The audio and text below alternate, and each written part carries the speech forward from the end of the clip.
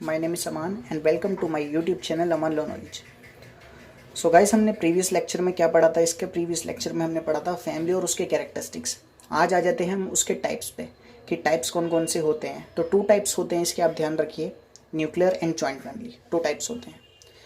ये आपके सोशियोलॉजी के एग्जाम पॉइंट ऑफ व्यू से बहुत इंपॉर्टेंट टॉपिक है फैमिली, क्योंकि फैमिली एंड मैरिज में से काफ़ी बार क्वेश्चंस पुट अप किए जाते हैं फर्स्ट सेमेस्टर के एग्ज़ाम में।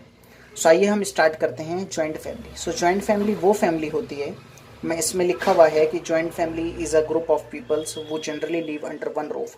तो एक ही छत के नीचे रहने वाली जॉइंट फैमिली कहलाती है। कई सारे लोग, अ ग्रुप ऑफ पीपल, एक ही छत के नीचे जो रहते हैं वो हमारी जॉइंट फैमिली कहलाती है। और वो जितने भी ग्रुप ऑफ पीपल होते हैं, जितने भी लोग होते हैं, मैक्सिमम से मैक्सिमम वो सारी चीज़ें कॉमनली शेयर करते हैं इन द सेंस ऑफ ईट। कोई भी एक्टिविटी होती है, कोई भी फेस्टिवल्स होते हैं, टुगेदर वी, मतलब जितने भी सारे फेस्टिवल्स होते हैं, वर्क्स होते हैं फैमिली में, वो सारे एकजुट होके करते हैं। और जितनी भी एक्टिविटी, चाहे वो सोशली हो, इकोनॉमिकली हो, सारे मिलजुल कर उसे फेस करते हैं और उसका सॉल्यूशन ढूंढते हैं। ऐसी प्राइमरी फैमिली भी कह सकते हैं हम इसे। ऑल प्राइम, इसमें क्या होता है, ब्लड रिलेशंस पे ज़्यादा फोकस किया जाता है। मतलब जो जॉइंट फैमिली होती है उसमें सब एक दूसरे से जुड़े हुए होते हैं, खून के रिश्ते जिसे कहा जाता है वो होते हैं, क्लोज किन्स होते हैं। किन्स आप समझ जाएंगे कि नातेदारी, रिश्तेदारी। अगर आप चाहते हैं कि मैं किंगशिप पे भी वीडियो बनाऊं, सो आप कमेंट करें और मुझे बताएं कि अगर आप किंगशिप पे वीडियो चाहते हैं तो। So joint family includes parents, their sons and sons' wives and their children's. Joint family consists 3 or more families, generations. So joint family में क्या होता है, पेरेंट्स होते हैं, उनके बच्चे, उनकी वाइफ्स, उनके बच्चे। जॉइंट फैमिली कम से कम 3 या ज़्यादा जनरेशन से बनती है। सो ये ख़त्म हो गया हमारा टॉपिक जॉइंट फैमिली का। अब आ जाते हैं इसके कैरेक्टरिस्टिक्स। तो कैरेक्टरिस्टिक्स में फर्स्ट है क्लोज ब्लड रिलेशंस। क्लोज होते हैं, मतलब जो खून के रिश्ते होते हैं, बहुत ही करीबी होते हैं। सेकेंड आया था कर्ता। सो कर्ता मैं आपको पहले भी बता चुका हूँ फैमिली कैरेक्टरिस्टिक्स में। हेड ऑफ द फैमिली को कर्ता कहा जाता है और वही सारी चीज़ें मैनेज करता है। Property does not divide.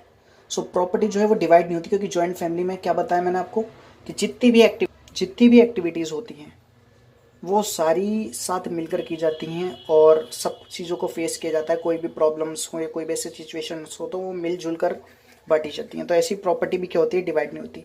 एक यूनिटी का कॉर्पोरेशन होता है, मतलब एकता होती है। फिफ्थ आ जाता है इकोनॉमिकली सिक्योरिटी। पैसे की सिक्योरिटी होती है, इकोनॉमिकली कंडीशन सबको पता होती है और कैसे मैनेज करना है ये सब जानते हैं। रिस्पॉन्सिबिलिटीज़ होती हैं हर किसी की अपनी अपनी। मान लीजिए ग्रैंडफादर है, उनकी अपनी रिस्पॉन्सिबिलिटी है। बच्चा है, उसकी अपनी है। आपके फादर हैं, उनकी है।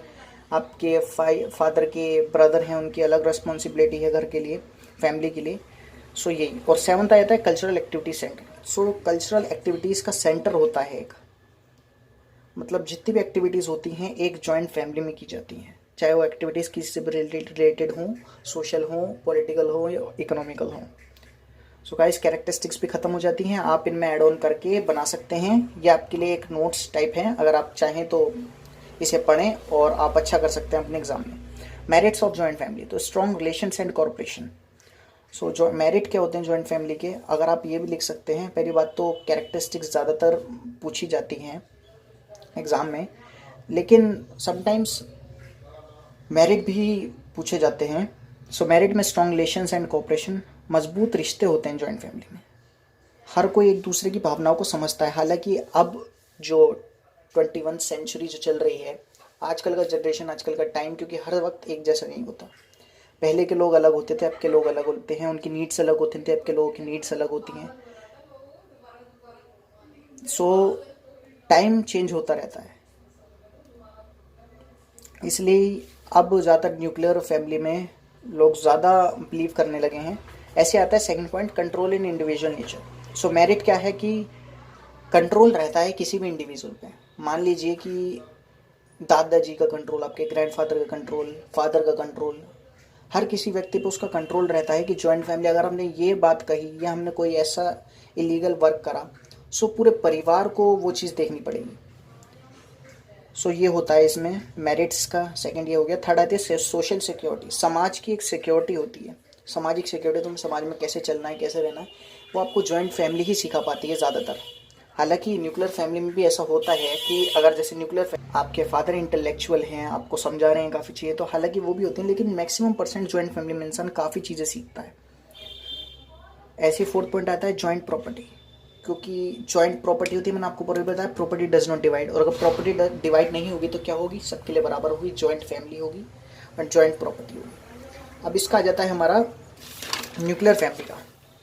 सो न्यूक्लियर फैमिली क्या है, डीमेरिट्स भी दे रखे हैं इसमें कुछ, डिक्टेटरशिप, स्ट्रक्चर फैमिलीज, आप ये पढ़ लीजिएगा। न्यूक्लियर फैमिली आ जाते हैं। सो न्यूक्लियर फैमिली क्या होती है, one which consist of the husband wife and their unmarried childrens. So nuclear family आप इतना समझ लीजिए। तो न्यूक्लियर फैमिली क्या है, ये जिसमें कि एक हस्बैंड होता है, वाइफ होती है और उनके अनमैरिड चिल्ड्रंस होते हैं। और जबकि मैंने आपको जॉइंट फैमिली में क्या बताया कि एक ही रूफ के नीचे रहते हैं, जिसमें कि सन्स रहते हैं, उनके वाइफ, उनके बच्चे एंड कई 3-4 जनरेशन मिलके एक जॉइंट फैमिली बनाती है।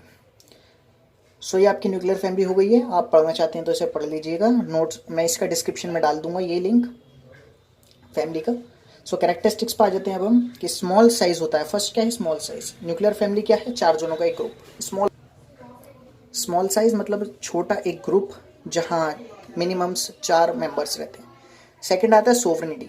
सोवरेनिटी मीन्स आपने पॉलिटिकल साइंस में पढ़ा होगा कि सोवरेनिटी क्या होता है कि एक कंट्री, मान लीजिए कि हम इंडिया में रह रहे हैं, तो इंडिया में हम रह के हमारे मैटर्स में कोई इंटरफेयर नहीं कर सकता। ऐसी न्यूक्लियर फैमिली में कोई बाहर का पर्सन इंटरफेयर नहीं कर सकता, क्योंकि 4 जनों का ग्रुप है, वो उनकी एक फैमिली है, ना कोई ब्रदर इंक्लूड हो सकता उसमें, ना कोई ग्रैंडफादर हो सकते, तो वो न्यूक्लियर फैमिली कहलाती है। Less social control. Social control बहुत ही कम होता है किसी का भी। जैसे मैंने आपको बताया कि जॉइंट फैमिली में सोशल कंट्रोल रहता है, हर एक इंडिविजुअल को देखा जाता है, उसकी रिस्पॉन्सिबिलिटी होती है, लेकिन इसमें कम सोशल कंट्रोल होता है।